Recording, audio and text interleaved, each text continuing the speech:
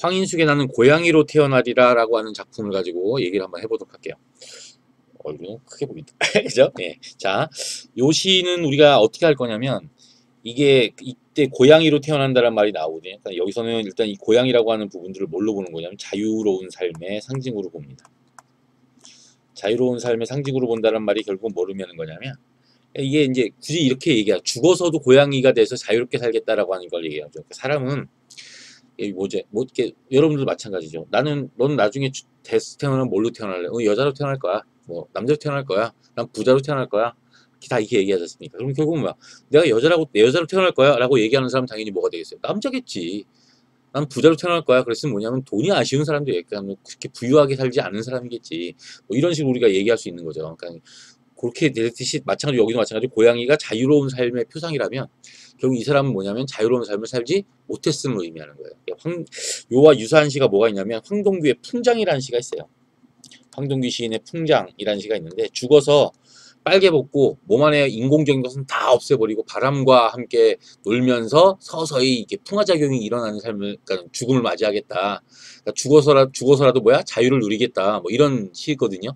그러니까 결국 그 시도 마찬가지로 뭐냐면은 구속과 억압이 있었던 시대 현실에 대한 비판 의식을 갖고 있단 말이야. 그러니까 여기도 마찬가지로 나는 고양이로 태어나리라고 하는 이 시에는요, 자유를 지향합니다. 그러니까 내가 환생을 한다면 고양이로 태어나겠습니다. 라고 하는 말은 결국 이 시의 시적 상황 자체가, 자, 이건 황동규의 풍장이고요.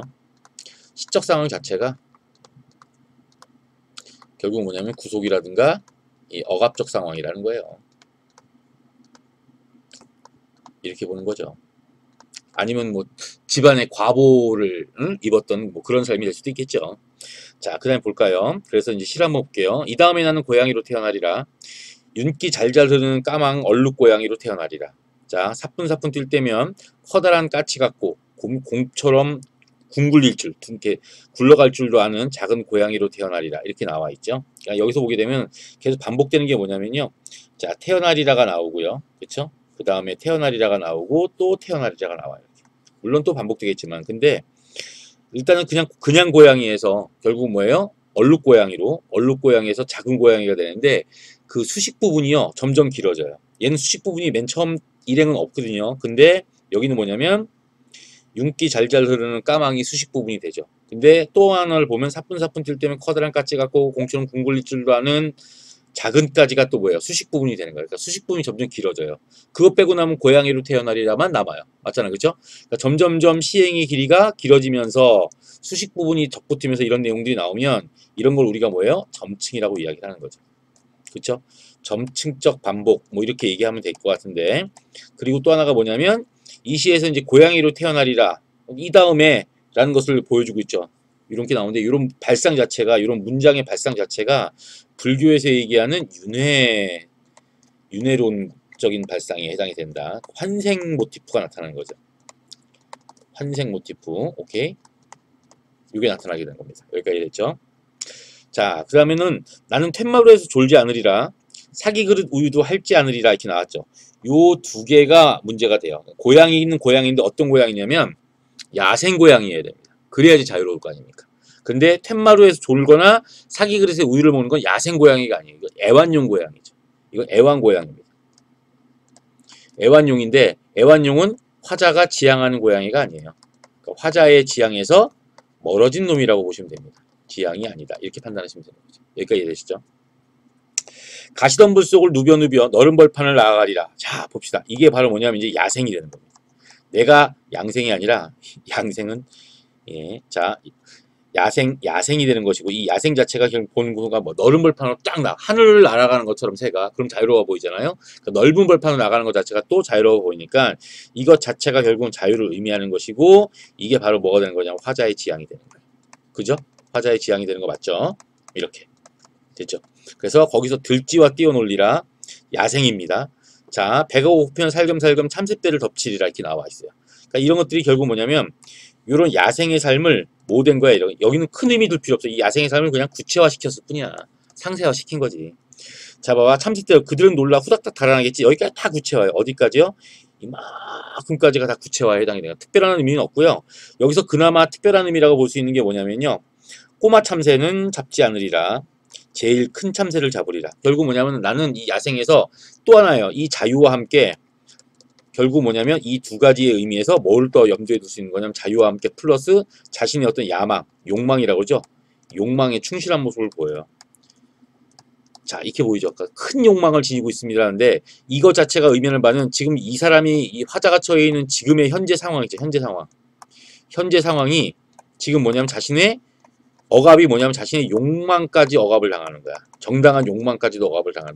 너는 이렇게 하면 안 돼. 넌 여자니까는 바깥이라면 안 돼. 뭐 이런 식의 어떤 젠더 차별의 욕망까지 억압까지 당한 거죠. 그러니까 자기가 만약 고향을 태어나면 그런 젠더든 뭐든 구애받지 않고 내 마음대로 살 거야. 그리고 이왕이면 내 욕망도 크게 가질 거야. 이런 얘기가 돼버리는 겁니다. 여기까지 됐죠. 자, 그 다음에 자, 이윽고 해는 기울어 바람은 스산해지겠지. 자, 들쥐도 참새도 가버리고 어두운 벌판에 홀로 남겠지 라고 나와 있습니다. 자, 이거를 뭐 우리가 뭐 고독 뭐 이렇게 나올 수도 있겠고요. 그 다음에 뭐 실현이라고 봐야 돼요. 예, 실현이죠. 야생의 삶은 결코 애완용의 삶처럼 순탄하진 않을 거다라고 하는 거죠. 그러니까 결국 뭐냐면 어떤 냉혹한 현실을 맞이할 수 있을 거다라는 얘기예요. 그런데 문제는 뭐냐? 그런데도 불구하고 나는 돌아가지 않으리라. 라고 하는 강한 의지를 보여주죠. 결국은 이 자유로운 삶이죠. 결국은 뭐냐면 어떤 안전보다는 자유를 택하겠다는 얘기야. 안전이나 안정이지 안정. 안정보다는 자유를 택하겠다. 라고 하는 의지가 보입니다. 그래서 어둠을 핥으며 낯가리를 찾으리라. 어둠을 어떻게 핥고? 어둠은 관념적 대상인데요. 핥는다는 감각적인 표현을 보여주고 있죠. 자, 이런 것들을 우리가 뭐라고 하냐면 관념의 감각적 표현이라고 해요. 그냥 관념의 감각화 이렇게 얘기하자 그냥 귀찮으니까. 낯가리를 찾으라. 낯가리가 뭐 이렇게 그 뭐 나뭇잎 그 마른 가지 뭐 이런 것들을 모아가지고 푹신푹신하게 만든 걸 낯가리라고 하는 거죠. 그러니까 여기서 낯가리는 결국 뭐냐면 어떤 그 자연의 야생의 잠자리를 낯가리라고 하는 거예요. 아마 애완용으로 컸으면 이제 손 집어넣은 방석을 줬겠죠. 근데 여기서는 그게 아니라 자연의 야생의 잠자리를 찾으리라. 그 속은 아늑하고 집단 냄새 훈훈하겠지라는 말이 나오죠. 근데 실제로 자, 뭐 집단 냄새가 훈훈할지 아니면 뭐냐면은 방석이 더 훈훈할지는 모를 겁니다. 근데 요 부분하고요. 또 하나가 나오는 게 그래서 야생답게 훌쩍 뛰어올라 깊이 웅크리리라. 깊이 잠들겠다는 얘기예요. 내 잠자리는 달빛을 받아 은은히 빛나겠지라고 돼 있어요. 요 두 가지를 한번 염두에 두시면요. 결국 야생이 사실은 훈훈한 거야. 당연히 방석이 더 훈훈하고 그 다음에 뭐야 예쁜 것도 아무래도 이렇게 지어준 게 더 예쁘겠지. 근데 얘는 뭐냐면 이 야생의 것이 비록 잠자리가 불편하더라도 나타나는 훈훈하게 느끼겠다는 얘기예요. 그쵸? 그리고 비록 집단 몇 커플 얹어가지고 만든 초라한 잠자리라도 나는 가장 자부심 있게 그러니까 자랑스러운 잠자리를 생각하겠다는 얘기예요. 이런 걸 이제 우리가 전문용어로 미화법이라고 이야기를 하는 거예요. 그러니까 미화법이란 말은 뭐냐면 뭐 부정적인 것을 긍정적으로 판단합니다라는 건 반어법이 되는 거. 미화법은 결국 뭐냐면은 실제하는 현실보다 긍정적으로 표현하는 것. 이걸 갖다 우리가 미화법이라고 이야기합니다. 처음 들어보죠. 예. 그래서 실제 하는 것보다 우리가 왜 막 얘기할 때 남자친구, 여자친구 보는데 여자친구한테 그냥 여자친구가 이쁘고 귀여워, 예쁘고 귀여운데 거기다 대고 너는 좀 생긴 게 선녀 같다며 뭐 이렇게 얘기하는 거다. 사실 다른 얘기가 나와야죠. 그렇죠? 맞습니까? 너는 정말 너는 그 여자친구의 뭐 예린이 같다며 뭐 이런 식으로 얘기하는 거죠. 이게 다 미화법이에요. 아니라고? 예, 생존을 위한 미화법이에요. 알았죠? 예. 자, 그 다음에 혹은 거센 바람과 함께 찬비가 빈벌판을 쏟아질지도 모르지 이런 말이 나오죠. 거센 바람과 찬비가 여기 의인법이 쓰인 거예요. 쏟아지고 있으니까 의인법이 사용된 건데 얘도 실현이에요. 근데 문제야. 그래도 난 털끝 하나 적시지 않을 것 이런 말이 나와요. 이게 결국 뭐가 된 거예요? 아니 비가 내리는데 어떻게 자기 털을 안 적셔? 말이 안 되잖아요, 선생님. 이 말은 한마디로 뭐냐면 잘 피해 다닐 것 이게 나오는 거지. 잘 피할 걸 이렇게 나는 귀신같이 피할 걸 뭐 이런 말들이 나오는 거야. 근데 이 말은 결국 뭐냐면 설사 안 적시겠냐, 그쵸? 결국 뭐냐 어떠한 시련에도 결국 뭐냐 자신의 의지를 꺾지 않겠다. 결코 집으로 돌아가지 않겠다는 얘기죠. 의지를 꺾지 않겠다라는 메시지를 전달하고 있는 겁니다. 여기까지.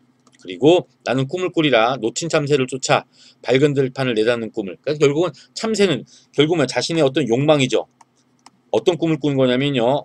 이때 꿈은 뭐냐면 사람이 되는 꿈이 아니에요. 사람이 지금 현재 꾸는 꿈이 아니라 고양이가 된 꿈이에요. 왜냐면 참새를 놓쳤잖아요. 맞습니까? 그래서 놓친 참새를 쫓아라는 말은 뭐냐면 결국은 뭐야 자신이 이루지 못한 욕망이에요. 맞습니까? 그냥 자신의 욕망을 따라 이렇게 의미가 되는 거죠.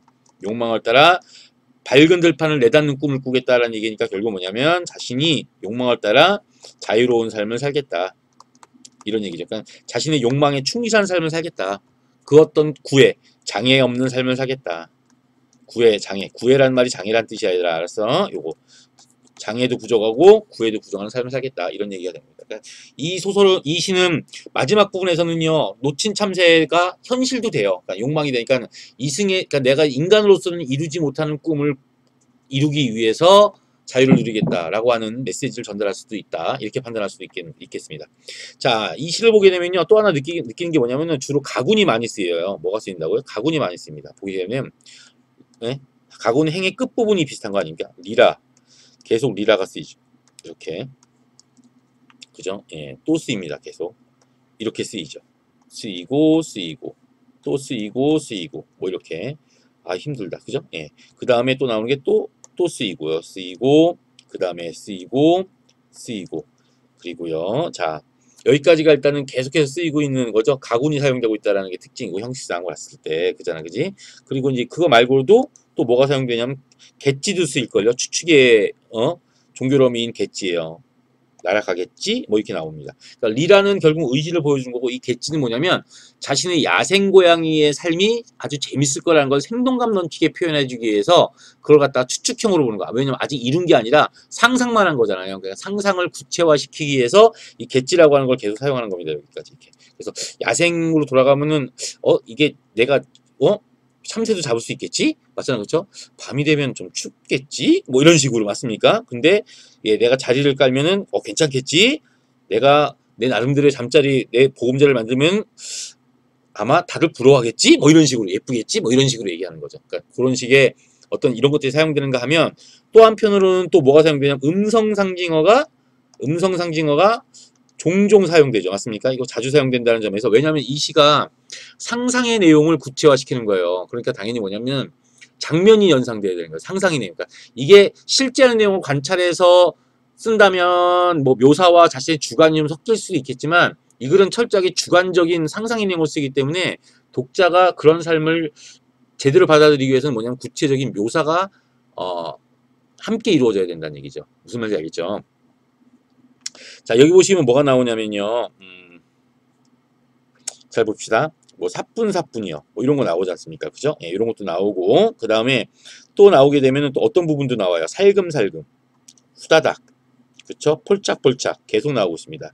그것만 의성어인가요? 여기 아하도 의성어로서 음성 상징화해야 돼요. 할딱거리는 할 때 할딱도 이게 할딱 자체가 이미 결국은 뭐예요? 음성 상징어에 해당이 되는 겁니다. 의태어에 해당이 되는 거죠. 뭐 이런 식으로 우리가 그렇죠?